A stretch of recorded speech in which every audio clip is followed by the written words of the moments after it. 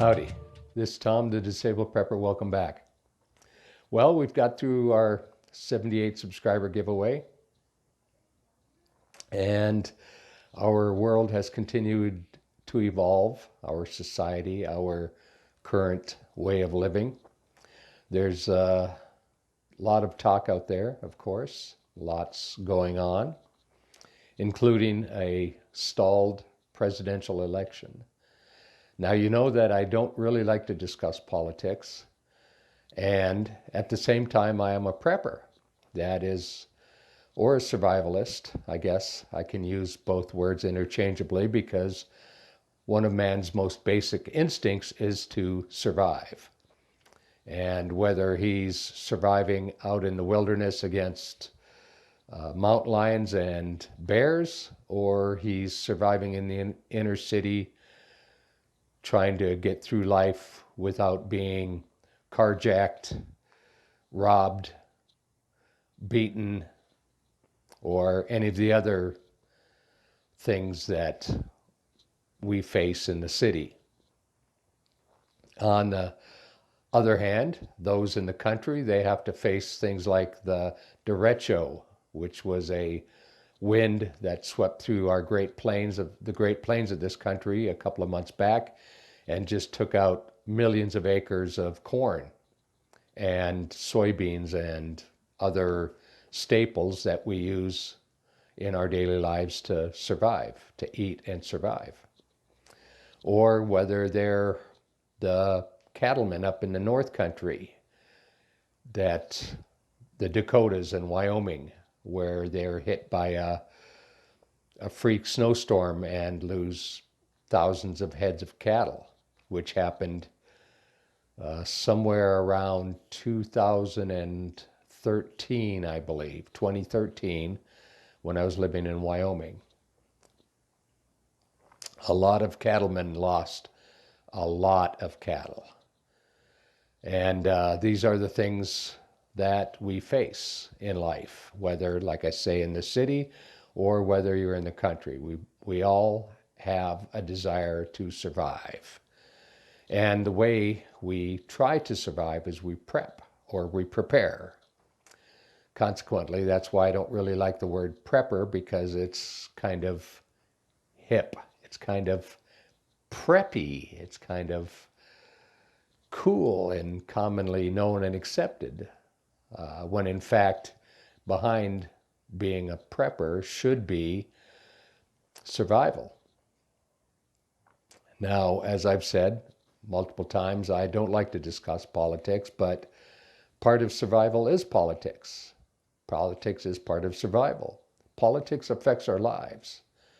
Now, we're in the greatest country, I believe, in the history of mankind. The United States was founded on the Declaration of Independence, the Constitution, and the Bill of Rights. These documents and many others that were produced by our founding fathers for the intention of creating the greatest society mankind has ever known. And I believe they were very successful. Of course, sadly, with all things is degradation. And because of that, we now find ourselves in a hollowed out shell of what our country formerly was. Our liberties, our freedoms are just being taken from us, including our Second Amendment and our First Amendment rights. People are just going crazy. We're being locked down, we're being masked, we're being constrained, we're being restrained, we are being controlled. And man was meant to be controlled or influenced only by one thing, and that is God himself, not by other men. Now, other men are leaders. We should follow leaders that deserve to be followed. But our founding fathers, if you read any of the documents like the Federalist Papers and the communications, for instance, that Thomas Jefferson and Benjamin Franklin had with each other, or John Adams, they were men of opposing viewpoints, but they remained friends right up to the days of their death. If you read the communications between these two men and what they both thought our country should become. Anyway, I could talk about this for hours also. Anyway. So we've now come up and we're in a stalled presidential election. We don't know who our president is. While the left calls Biden the winner, there's ample evidence, ample suspicion and evidence to show that this election, this presidential election, and most of the states' elections were tampered with like never before in the history of this country. So this channel of mine, I never intended it to be a gun channel, although the Second Amendment, of course, as I say, the Second Amendment is one amendment to protect them all. Without our ability to defend ourselves and our rights, I was going to say beliefs, but our rights given to us by God and expounded on and explained in the Constitution and the Bill of Rights. Without our ability to protect those rights, we are slaves. So what is this video about? What's your point, Smith? Well, this video is about us as members of this society, members of humanity.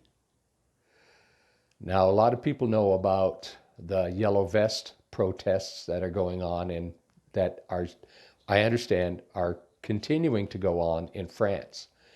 And those protests, while they are centered around an ideal, the idea being the cost of gas became so exorbitant, fuel, because a lot of Europe uses diesel rather than gasoline.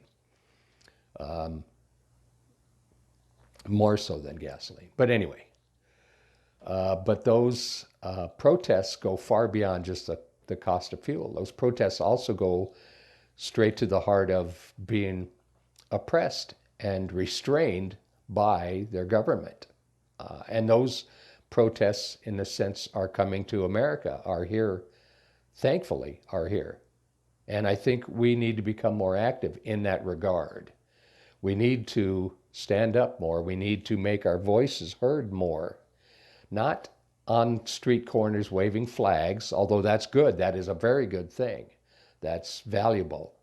I think we need to all participate more as adults, as citizens, determining the future of our country.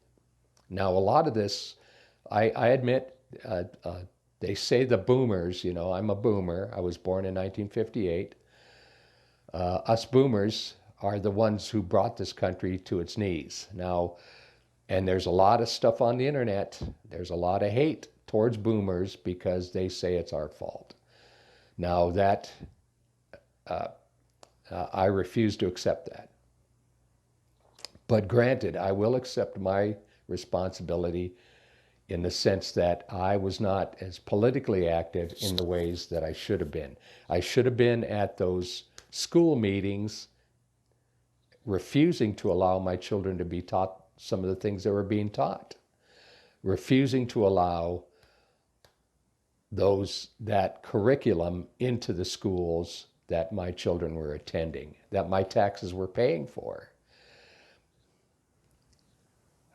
Sorry, this is intense, because as a parent, and many of my viewers are parents, you have children in school, and your children, they're not in school, they're actually being taught over the internet, remote learning as it's called. And so all of our taxes are being taken out to pay for these empty buildings and to pay for these teachers who are furloughed, and et cetera, et cetera. There's a lot of taxes that are being used for things that aren't being used, if you understand what I mean. We're still being taxed.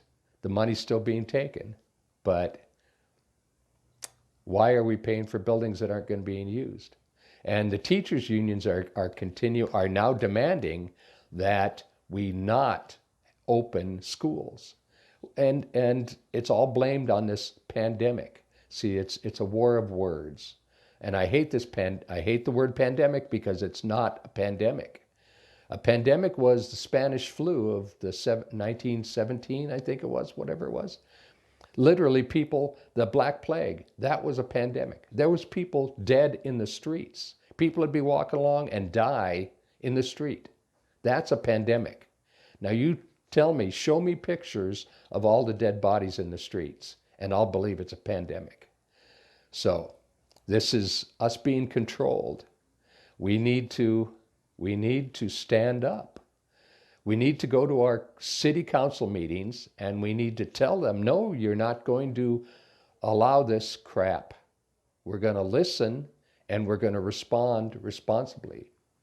Now, response in anger is always rebutted. It's not accepted because it's not, generally it's considered an emotional response, not a logical response. Now, as men, we should respond logically. And we can respond with passion, but we should not respond with anger. You know, like the most recent video of the Karen, as they call her, in a car, and she's got her mask lowered and she's screaming at people and flipping them off and just like you can just see, almost see the spit just flying out of her mouth as her venom and her anger is just being unleashed on people who are protesting lockdowns. We should be protesting lockdowns. There is absolutely no reason for lockdowns. I have a real problem right now with Governor Ducey of Arizona. He is just caving to these leftists, this mask mandate, and we can't open these, and you can't have more than 10 people in one spot. And all of this baloney, it is baloney. There's no pandemic. And we, as citizens of this country, as patriots, we need to stand up and we need to tell our elected officials, they are our representatives. They're supposed to represent us. And if they're forcing us to not eat out and forcing us to wear a mask that is absolutely useless against a virus, it's not a pandemic. I believe the COVID virus is a real thing. I just recently know personally of someone of a friend of a friend, so to speak, who passed from COVID. And yes, it is dangerous. It's dangerous for old people. I'm a prime target of COVID. I'm in the perfect age range of someone. I have underlying difficulties. I have COPD. I have arthritis. I'm a perfect target for COVID to kill me. But am I going to hide behind a mask and like wash my hands every 7 seconds because I have this paranoia that I'm going to die from this? No, I'm not. I'm going to die from something. I don't know what I'm going to die of, but I'm going to die of something. But I'm not going to cower in fear behind a mask, washing my hands constantly, screaming at people because they don't believe in freedom. I'm not going to let this happen. So this is kind of convoluted and just I couldn't really get my thoughts together really well on how I wanted to present this. So here's my bottom line. I am moving forward with my public declarations, and I'm going to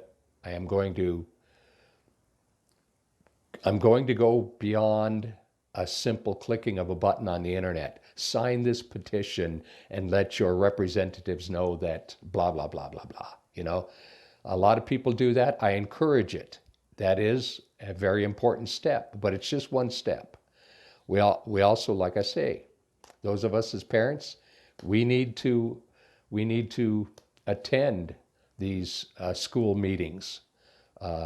They can't lock us out of out of the places we're paying taxes for. Those are our buildings. We're paying for those buildings. We're paying for those meetings. We're paying for those people to have those meetings, and we have a say in that. If they lock us out, that is not acceptable. I'm going to be with those others, those people on the street corners. I'm going to, now you already know I'm not necessarily a Trumper. I don't think he's the greatest president that ever lived. He's a good president. He's definitely done some fantastic things for helping to make our country free again. But he's also done some things in the background that many of us may not necessarily know about, that have not been particularly good for our freedoms, our liberties, and our country. So, okay, to sum it all up, to bring this all together, okay, my line is drawn. My line is drawn. Constitutional, unconstitutional. That's where my line goes. Anything that's constitutional, I will accept and support. Anything that's unconstitutional is going to draw my ire, is going to cause me to rebel, is going to force me to rebel and respond unfavorably. And I encourage you to do the same if you're a constitutionalist, as I am. The Constitution and the Bill of Rights is what our country was founded on. That's what we need to enforce as the law of the land. All of this other baloney, that needs to be removed. It needs to be scraped off, just like cancerous cells. Just scrape that crap away and flush it down the commode, and let's get back to liberty and freedom. At least more so, at least as much as we can in our current day and age. And for those of you who do, pray about this to God, that he would bring this about. Okay, so that's what this is all about. Anyway, I appreciate your watching my videos. I know these are strange times. We need to prepare to survive. Also, there is a person I've learned of recently. His name is Selko Begovic, if I'm pronouncing it correctly. I believe he's Serbian. He lived as a civilian through the Serbian War of the 90s. And that is very similar. That is an actual war, a civil war within the city with blown up buildings and no electricity. I'll put a link below where you can kind of find out about the guy. He's got a couple of books out. Now, why am I recommending this? Well, because there is a great potential that our country could very much end up like that. I don't believe we're going to go into a civil war. I think we're going to go into a revolutionary war. If we go into a war, I believe that's what it's going to be, is because just as our country was founded on freedom and liberty from an oppressive government, that is what is happening right now. Not only our government, but the corporations that run our country. Procter and Gamble and blah, blah, blah. You know the list. Maybe you don't. It's a big list. Anyway, that could take me much more time to explain. I won't explain that right now. Anyway, so I believe we need to fight for our freedoms against an oppressive government. I think that's what we're actually facing. We need to let some of this other stuff on the side, kind of just let it fade into the background, and we need to concentrate on constitutionality or not constitutional. That's what we need to focus on. And I encourage you to do the same. Anyway, I've got more videos coming. I'm working. I got a new job, and it just kicks my butt. I come home from work and I go to bed because it's physically demanding on this beat up old body. Anyway, so thanks for watching my videos. I appreciate your patience with me. I appreciate you watching. Like, share, subscribe. Share this video if you think it has value. I am working on things, I promise. And most of all, remember to keep your nose in the wind and your eyes along the skyline. Until we meet again, bye.